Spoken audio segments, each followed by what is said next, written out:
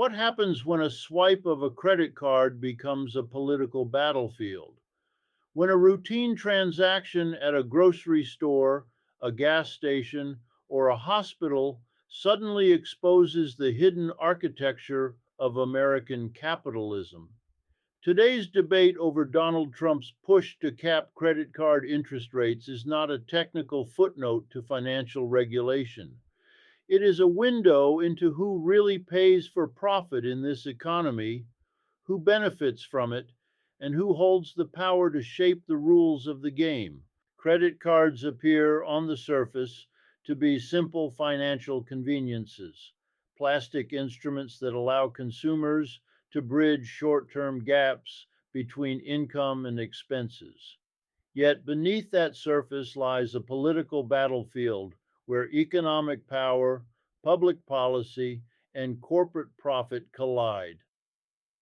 When a political figure proposes a cap on credit card interest rates, the reaction is immediate and intense, not because the proposal is radical, but because it challenges an arrangement that has quietly become central to modern capitalism. In the United States, credit cards function as a private solution to public economic failures.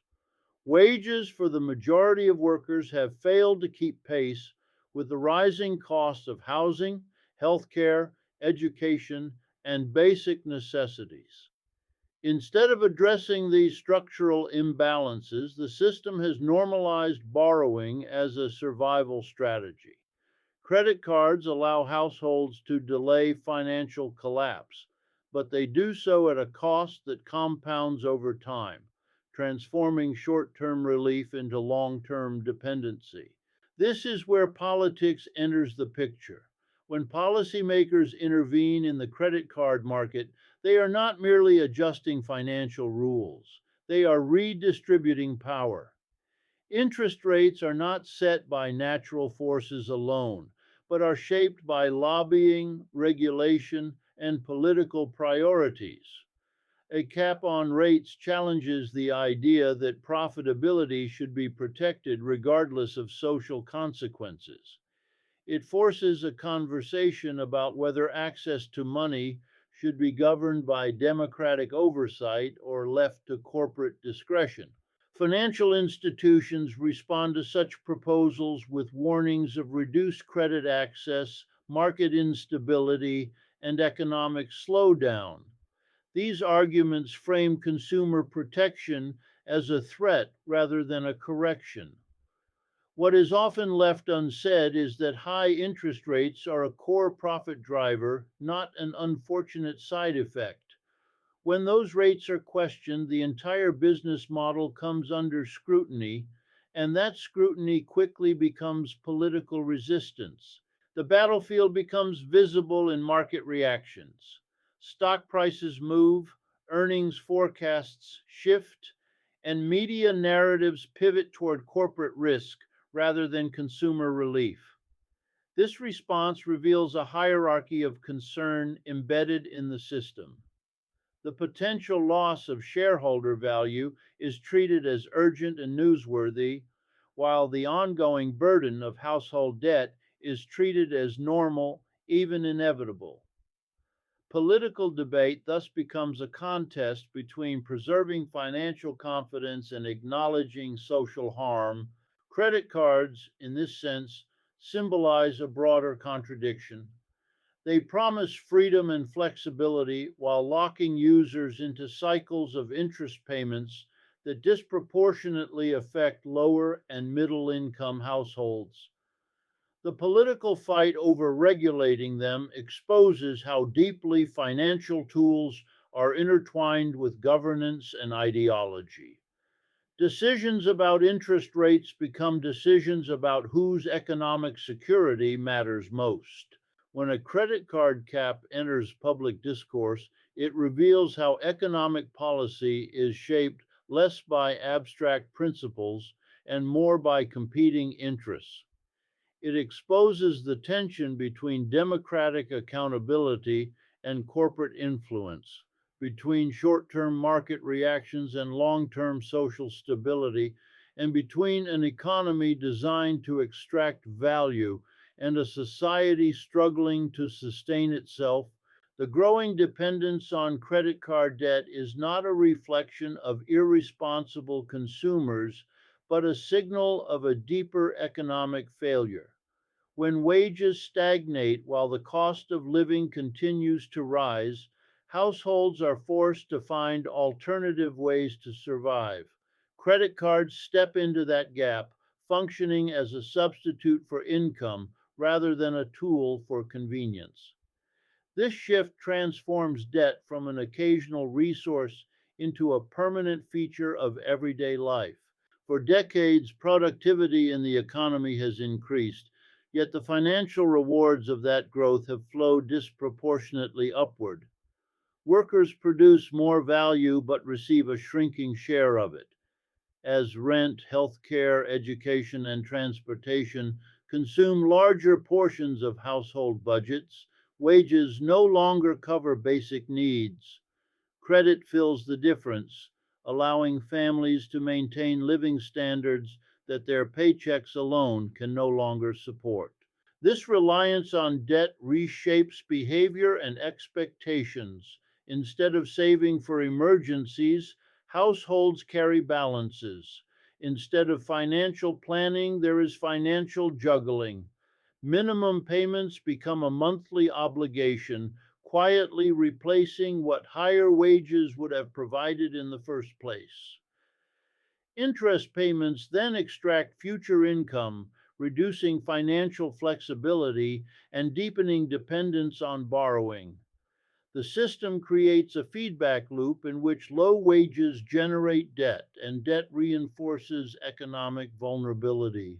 The normalization of credit as income replacement benefits financial institutions while masking structural inequality.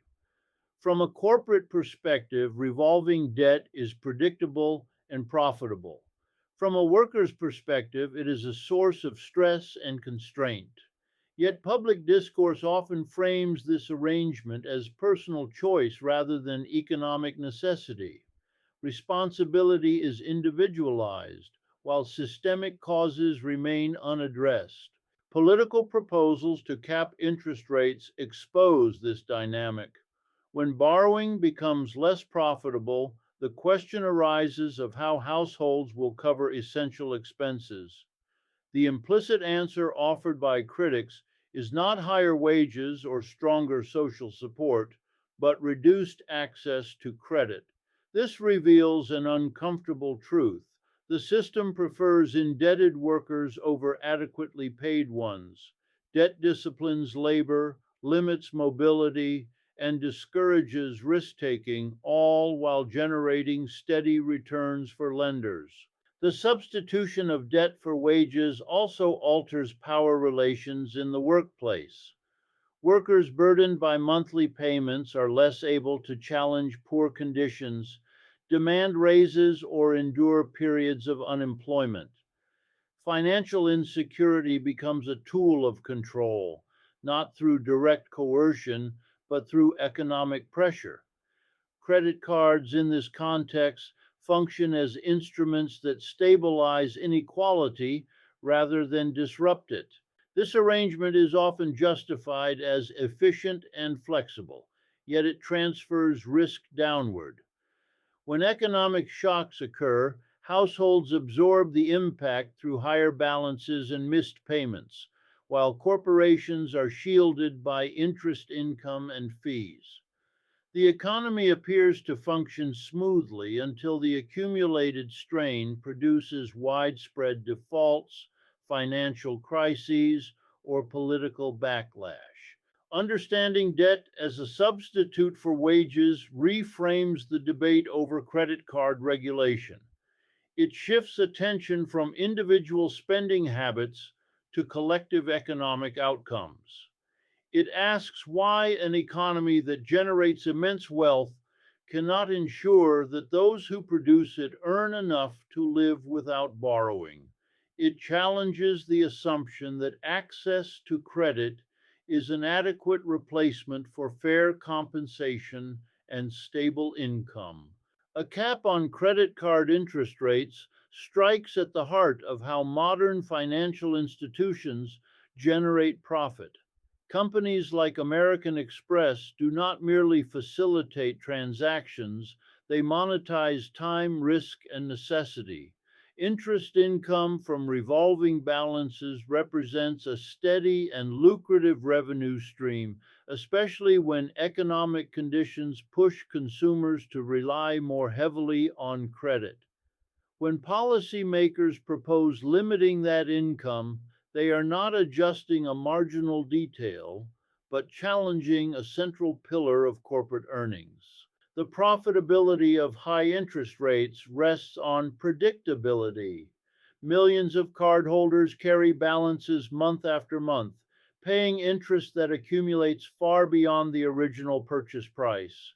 From a corporate perspective, this is not a failure of consumers to pay in full, but a reliable business outcome. The financial models of major card issuers assume a certain level of indebtedness and a certain rate of return on that debt. A cap disrupts those assumptions and forces a reassessment of future earnings. American Express occupies a distinctive position within this system. Its brand emphasizes premium services and affluent customers. Yet a significant portion of its revenue still derives from interest and fees. Even modest reductions in allowable rates can translate into substantial declines in income when applied across millions of accounts. Investors understand this arithmetic immediately, which is why earnings projections react sharply to regulatory signals. Market volatility in this context reflects fear of structural change rather than short term inconvenience. Corporate opposition to rate caps is often framed as concern for consumers. Executives warn that limits will reduce access to credit, particularly for higher risk borrowers. What this argument obscures is that access to credit has been extended precisely because it is profitable at high rates. When profitability declines, so does corporate enthusiasm for inclusion. The threat to earnings thus exposes how consumer access is conditional not on social need, but on acceptable margins. A rate cap also challenges competitive dynamics within the industry. Firms that rely more heavily on interest income feel greater pressure than those diversified across other revenue streams. This creates internal tensions and strategic recalculations, from raising annual fees to tightening lending standards. Each adjustment represents an effort to preserve earnings rather than address the underlying question of whether those earnings should exist at their current scale. The reaction of financial markets underscores the political nature of the issue. Stock prices respond not to enacted policy, but to the possibility of reform. Anticipation alone can wipe billions from market capitalization, demonstrating how sensitive corporate valuations are to regulatory environments. This sensitivity reveals how dependent profitability has become on permissive policy rather than productive innovation. At a deeper level, the threat to earnings raises a question about what financial success represents. If profits depend on prolonged household indebtedness, then reducing that indebtedness appears as a corporate loss. A rate cap makes visible the trade off between social benefit and private gain.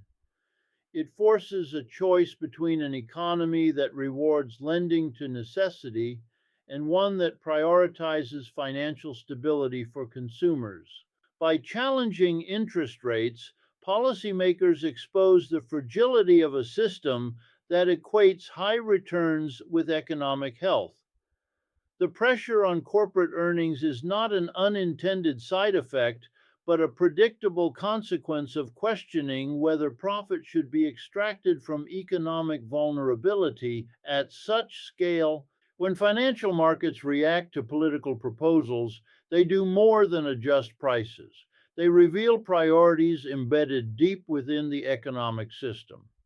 The moment a credit card interest cap is discussed, markets respond with speed and clarity. Share prices fluctuate, analysts revise earnings expectations, and headlines shift toward investor sentiment. This reaction is treated as rational, even inevitable, yet it exposes which interests command immediate attention and which remain secondary. Market responses are often presented as neutral indicators of economic health. In reality, they are expressions of collective judgment by those whose wealth is tied to corporate profitability. When investors perceive a threat to earnings, they respond by reallocating capital, signaling disapproval of policies that might reduce returns. This response is then cited as evidence that a policy is risky or misguided, creating a feedback loop in which market anxiety shapes political discourse. The emphasis on earnings and shareholder value overshadows the lived reality of consumers.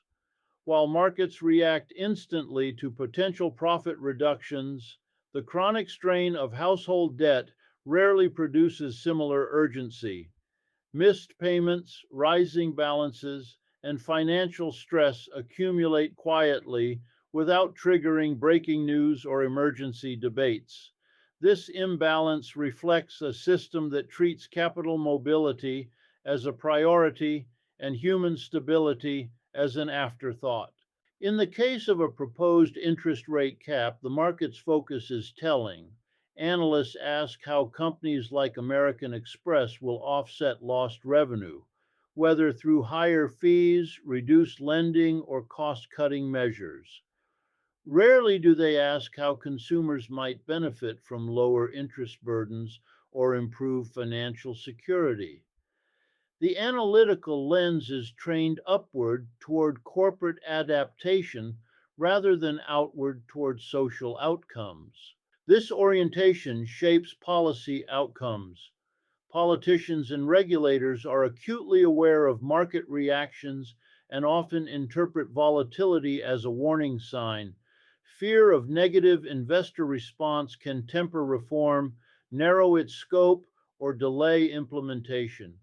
In this way, markets exert indirect governance, influencing which policies are considered feasible and which are dismissed as unrealistic. Democratic decision making becomes constrained by the anticipated preferences of financial actors. The language used to describe market reactions further reinforces systemic priorities. Declines in stock prices are described as losses, even though they represent adjustments in valuation rather than material deprivation. Meanwhile, the financial losses endured by households through interest payments are framed as personal expenses, normalized and individualized. The system mourns the former while naturalizing the latter.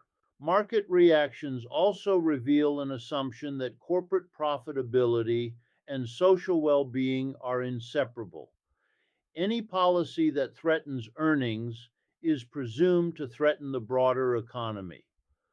This assumption goes largely unchallenged, despite evidence that high interest consumer debt can suppress spending, increase inequality, and heighten economic instability. The market's immediate concern with margins obscures the long term costs of maintaining them.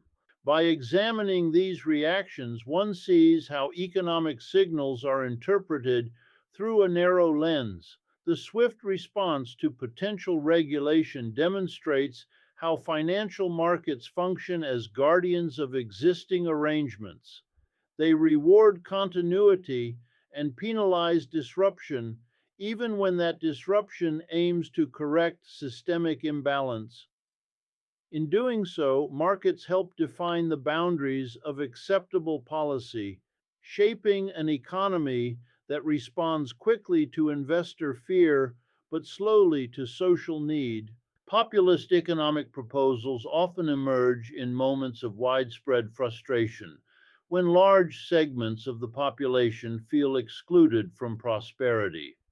A push to cap credit card interest rates fits squarely within this tradition, framed as a defense of ordinary consumers against powerful financial institutions. Yet the reaction to such proposals reveals a familiar pattern: the swift mobilization of financial power to contain, dilute, or discredit reforms that threaten established profit structures. This conflict is not new. Throughout modern economic history, populist initiatives have periodically challenged concentrated financial interests, only to encounter resistance framed in the language of expertise and stability. Financial institutions warn of market disruption, reduced access to credit, and unintended consequences. These warnings carry weight not only because of their content, but because of who delivers them. Corporations and financial experts occupy a privileged position in public discourse, shaping how policy is evaluated and understood. The pushback against interest rate caps illustrates how financial power operates beyond formal politics. Lobbying efforts intensify, industry groups release studies, and media narratives emphasize investor concerns. The debate shifts from whether consumers deserve relief to whether markets can tolerate reform. Populist intent is recast as economic recklessness, and the burden of proof shifts onto those advocating change. Populist policies often rely on moral arguments, appealing to fairness, dignity, and economic justice. Financial power responds with technical arguments, invoking efficiency, risk management, and capital allocation. This asymmetry is significant. Technical language creates barriers to public participation, narrowing debate to specialists while sidelining the lived experience of debt and insecurity. The result is a discourse that privileges abstraction over reality. In the case of a credit card cap, the clash exposes a deeper contradiction. Financial institutions benefit from the appearance of serving consumers while profiting from their vulnerability. Populist proposals threaten this balance by highlighting the cost of that vulnerability. The intensity of opposition reflects not just concern over revenue, but concern over narrative control. If debt is redefined as a systemic problem rather than an individual failing, the legitimacy of high interest lending comes into question. Political leaders who adopt populist measures face a dilemma. They must choose between sustaining public support and appeasing financial interests that wield significant economic influence. Even when reforms are enacted, they are often compromised through exemptions, gradual implementation, or weak enforcement. Financial power does not need to defeat populism outright, it needs only to outlast it. This dynamic reinforces cynicism among the public. When populist promises collide with financial resistance and yield limited results, trust in political institutions erodes.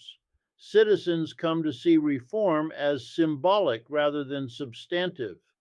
This outcome paradoxically strengthens financial power by discouraging future challenges and normalizing the status quo. The struggle between populist policy and financial power thus shapes not only specific regulations, but broader political culture. It defines what kinds of economic change are imaginable and which are dismissed as unrealistic. In this struggle, the fate of a credit card interest cap becomes a proxy for a larger question about who governs the economy elected representatives responding to public need, or financial institutions defending private advantage. Financial regulation is often presented as a technical exercise, a matter best left to economists, lawyers, and market specialists. Yet beneath the charts, models, and forecasts lies a moral question that cannot be avoided. Every rule governing interest rates, fees, and access to credit reflects a judgment about what kind of society is acceptable and whose interests deserve protection. The debate over credit card regulation brings this moral dimension into sharp focus. At the center of the issue is the normalization of profit derived from necessity. Credit cards are widely used not for luxury spending, but for essentials such as food, medical bills, transportation, and housing related expenses. When interest rates on these balances climb into double digits, the system effectively charges people for being unable to afford basic living costs. Regulation that limits such charges is not merely economic intervention, it is a statement about fairness and social responsibility. Opponents of strict regulation often argue that high interest rates reflect risk. Yet risk itself is socially produced. Insecure employment, inadequate health care, and limited social safety nets increase the likelihood of default. Instead of addressing these conditions, the system monetizes them. High rates compensate lenders for risk while leaving the underlying causes intact. This arrangement shifts moral responsibility away from structural factors and onto individuals who are already economically vulnerable. The moral tension becomes evident when corporate earnings are threatened by consumer protection. If reducing interest rates harms profitability, then profitability has been built on sustained household strain. Regulation exposes this reality by forcing a choice between preserving earnings and alleviating hardship. The discomfort generated by this choice explains the intensity of resistance from financial institutions and their allies. Financial regulation also raises questions about consent and transparency. Many consumers enter credit agreements without fully understanding long-term costs, not because they are careless, but because financial products are complex and often opaque. A moral approach to regulation acknowledges this imbalance of knowledge and power. It recognizes that freedom of choice is limited when alternatives